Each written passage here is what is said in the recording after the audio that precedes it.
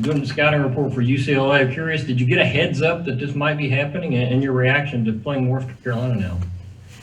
Um, they had talked about it that morning, yesterday morning. I think it may have hit something yesterday night or the night before, but it was late. So all I said was we need to have it by noon because we're doing all this stuff and now we got to totally change. And that means we got to watch tape. And I don't want to start watching tape until you tell me it's done and that every coach has agreed to do it. I said we would. It doesn't bother me. But we're all in the same boat. There's no, UCLA probably was preparing for us, and now they're preparing for Ohio State, and same vice versa. I mean, North Carolina wasn't preparing for us; they were preparing for Ohio State. So, we're all in the same boat, and either game was going to be hard. I mean, UCLA is a terrific team; they play tough, and so is North Carolina. Both of them, top 20 teams that, either one, it didn't matter. It was going to be a hard game. Kyle Tucker will go with you next. John Hale, I'll come to you after that.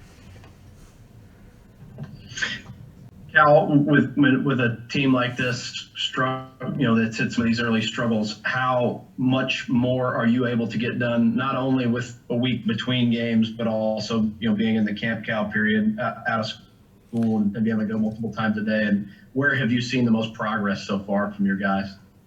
The thing that hopefully they understand is that you're trying to play efficient offensively. You can't have 25 turnovers and win a college basketball game. Defensively, you got to fight. This game that now with Carolina, they're out rebounding their opponents by 18 rebounds a game, and they played a good schedule. Texas and Stanford and Iowa and, UNLV, the teams that they played, they're out rebounding them by 18. And it's literally, that you're going to have to fight. You're going to have to go body to body. Guards are going to have to stick their nose in. Our guards are going to have to get 15 rebounds, 10 rebounds. They have to, and to give yourselves a chance. And, we've gotten better. We haven't been able to scrimmage the last couple of days. We've had some guys out with some stuff. So, but the guys that were there got better. And the issue becomes, feeling the success that goes along with your getting better. And that's what's been hard, and hard because of veteran teams. And, we got to have a breakthrough at some point. John Hale, go ahead. Jerry Tipton will come to you after that. Cal, just to clarify there, you said some guys out with some stuff. Anybody you think will be missing for the game? Well, I hope not, but, we'll see. I mean, we need guys to practice today. We got to scrimmage some today. We've gotten a lot done, but, we got to go up and down a little bit to get the flow of the game a little bit. And Carolina, it kind of plays that whether you make it or miss, they're flying it up your back. And so you got to get used to some of that kind of stuff. And it's hard on a quick turn, but, it's hard for all of us. Jerry Tipton, you've got next. Ken Spencer will be after him. Yeah, John, I was hoping you could hash out the point guard situation right now with Devin, Davion, and Terrence. How do you see that playing out immediately? How should we tell readers what to look for at the point guard spot? Well, we're playing Terrence there. Devin is the backup that way, but I like Devin and Davion and Terrence in together because I've done it before where you're playing 3 point guards at one time. And I like having the ball in Terrence's hands. And like I said, we're going to see. This is one of those games where, they're hard showing on pick and rolls. They'll trap you some. They'll, deny. They'll make it hard to catch. Are you fighting to get open as hard as they're fighting to get you from catching it? But that's where this thing is kind of flowing. Biggest thing is what unit did we put on there and how did that unit play together? And were we efficient offensively and did we fight on defense? This game's going to have the added, Okay, you can fight the whole possession, but you better rebound, and that means 5 guys, you better gang rebound because they do. Kent Spencer coming to you. Daryl Bird, you'll be after him.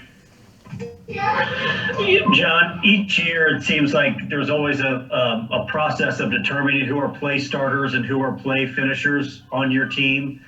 How has that process gone with so many new pieces, and is that still very much a work in progress? It's a work in progress, but we're narrowing in a little bit. And what I don't want it to do is change game to game. I want to go with it, and we played enough games to give us an idea.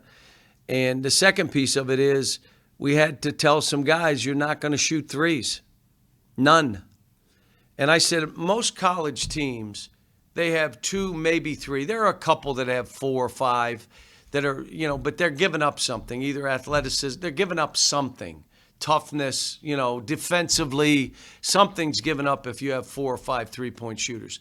Normal, a team will have 2, maybe a third that can shoot some, but those 2 shoot the most. We had like 8 guys that thought it was okay to shoot threes, and no, it isn't okay. And the other thing is we got to look for baskets, not just threes. If that ball goes into the paint or a drive into the paint and it's kicked out, let it go. But as the ball's swinging, as we're running offense, a 2's as good as a 3. You make a couple 2's, that's okay too now.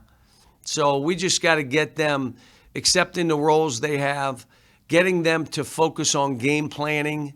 I mean, we're just sloppy, execution sloppy, game plan, I told him today, my thing that I said to him, you don't think any less of yourself. You just think of yourself less. You still have confidence in how hard you've worked and all those things. You're just not in the game just thinking of yourself. You should be thinking of the team and your teammates. Don't think any less of yourself. Just think less of yourself. And I try to get them to, we got to think in a unison right now. And how do we get it? And again, let me go back, and we're all in the same boat here. But they would have been at my house 20 times already, in between practices, for dinners, some film. We're together. We've been there twice. We will have dinners together. We will have had functions on. They would be in each other's rooms. They would be playing videos. They would be in the locker room. None of that's happening. We have 10 new players that don't know each other. And it's hard when they're only together for 2.5 hours on the court. And so we're doing some things that, hopefully we stay safe. But I'm trying to say we've got to get to know one another, trust one another, as much off the court as on. And so, but it's, like I said, you want to see where we are. You want to see that, did you learn from the Notre Dame second half of what you're capable of doing? And then don't think any less of yourself. Just think of yourself less. Think of the team more. Daryl Bird, go to you. John Wong after him. Hey, Cal, you talk a lot about playing with a sense of urgency. Where is the fine line between playing that way and not playing too fast, not trying to do too much when you're out there on the court? Well, again, efficiency, execution, having a flow to the game. We try to get it right away. We try to post it right away. We try to shoot it right away. It's not there. It goes to the other side. There's 20 seconds left on the clock. What's the flow of the game now? What are we doing? There's 7-8 seconds left and you got the ball. What's the flow of the game say we do now? I mean, we're trying to teach all that and trust each other. Execution still not there. Not great screening, not great spacing. Opportunities to drive, all those things we've been working on. But I will say, and I say this to you, the 18 or 20 things we need to improve on, we can't try to work on 18, 20 things. Let's do these 4 or 5 things, and let's get better at these 4 or 5. John Wong, we'll go to you, then Adam Zagori after that. Hey, John, I, for one, was looking forward to seeing you guys play UCLA. I wanted to see how Johnny would respond. And, you know, you talk about guys like Johnny Juzang and Jamal Baker and Michael Mulder. I know you want to see those guys do real well afterwards, but in hindsight, looking back, is there anything that you think you could have done with them that would have made them a little bit more productive during the time they were here at Kentucky? Well, the guys they were playing behind, you know, it's like I could have said they're going to take 20 of your minutes. How would you feel about that? That's the hard thing about this. Emmanuel Quickly said it last night the best. Emmanuel Quickly stuck it out and said, what I learned there and where my confidence comes from is Coach made us fight for everything. And either I took it or someone else took it. And that's what makes this what it is here. And, you know, I wish Johnny well. You know, we did everything that we could to help him play right away, knowing that we were going to play him. And now that we don't get to play him, I still hope he does well. Adam, we'll go with you, then John and Jerry. I'll come back to you for 2 follow-ups, and that's probably all the time we got, guys. Yeah, hi, Coach. Good morning. You mentioned Emmanuel there. He and Julius and Kevin combined for 43 and 10 rebounds last night for the Knicks when they came back. You know, can they turn that team into a playoff team this year? And also, before a given draft, do you talk to all 30 NBA teams? Do they call you? Or how many teams do you speak with before a given draft to give input? More than half. You know, some of them may not be looking at our kids, but usually it's more than half. And, yeah, I hope. You know, I don't want to put that on their team or their staff, Tibbs, but I like what they're doing. I like what it looks like. You know, I like their competitive spirit. You know, and they're all, it seems like, again, they've all bought into what's going on and how they're trying to play in New York. So I'm happy for them. Happy for all 3 of those guys. And you brought up Michael Mulder. Happy for Michael Mulder. It's a great story. The hardest thing in college basketball is being a junior college player and then going to a high major school, because normally it takes you time to get adjustments. But here's again, Michael Mulder toughed it out, fought like heck. Wish he would have done more here. I wanted him to do more here. He wanted to do, but he had a good career here. And now sticking it out, fighting it, he's on a roster. From what I understand, did they keep him on the roster, Eric? Still on the roster. Right? Still on the roster. I couldn't be more happy for him. All right, John, we'll come back to you, and then Jerry, and then we'll get Devin in here. Cal, when you all took the bus to Atlanta, was that a decision based on the travel budget cuts in the department, or was that trying to reduce COVID? And what effect does that have? It was 2 things.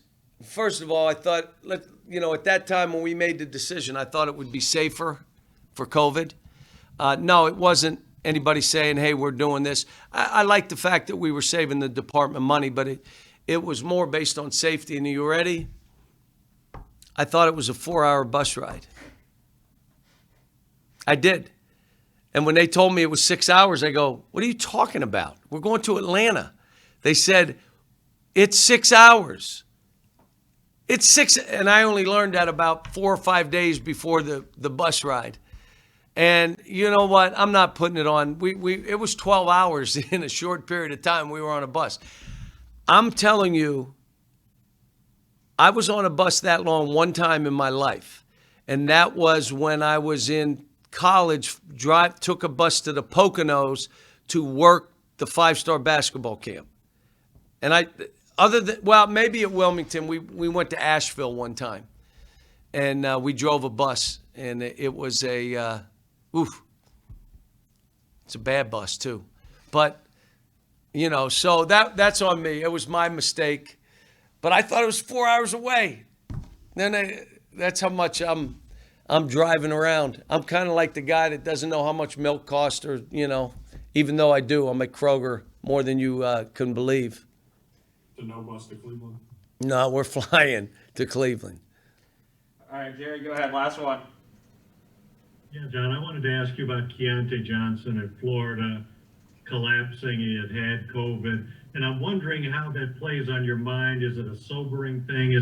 Does it put basketball in a different perspective?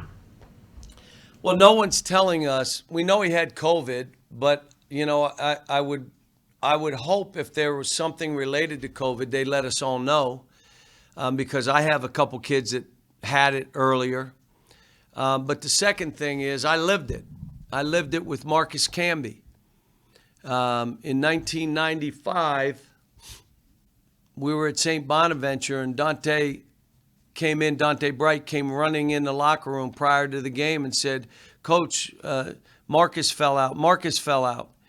And I went out, and he was unconscious in the hallway, breathing, but totally knocked out, unconscious. I took him to the hospital. I didn't coach the game. I went to the hospital with him and stayed overnight. Bruiser stayed with me. When we got back, he went to another hospital, and they never found out what it was. They never had an idea what it was. They say 70% of those kind of things, you never know why it happened. The rest of the season, I was really conscious of him, especially when he first came back. If he went down and grabbed his knees, my stomach was in my throat.